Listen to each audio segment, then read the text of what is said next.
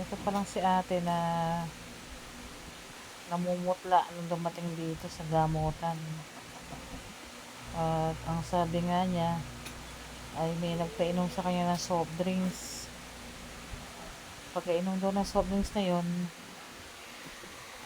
sumama na yung kanyang pakiramdam. Hanggang sa 4 na araw na siyang masamang pakiramdam niya, para siyang mahihimatay, ganun. Ganun yung naramdaman niya sa kanyang katawan. At ang lalamig at naglalambot. At ang sabi nga niya, eh, parang pumutla pa nga siya eh. Putlang-putla yung kanyang buong katawan, na parang namupos daw siya ng kandila. Kaya ang ginawa ko ay kumuha ko ng mainit na tubig na may asin na may suka. Ipinahid niya yun sa buong katawan niya. At saka ko sa hinilot ng langis. At saka ko sa pinainom ng tubig na may orasyon. Ayan, maya-maya pinagpahinga ko na siya. Ayan, nangihina siya dyan yung time na yon.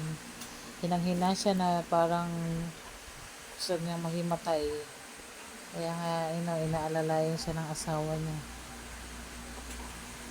Ayan, habang mait may tubig na yan, ay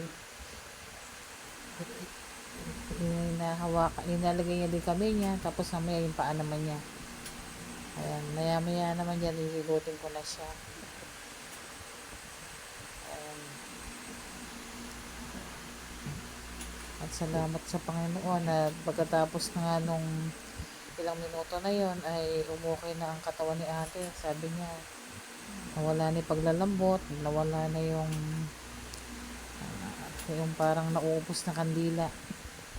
At saka yung kanyang balat hindi na putlang-putla. Napakabuti talaga ng Diyos. Thank you Lord. Sana marami pang makatulungan.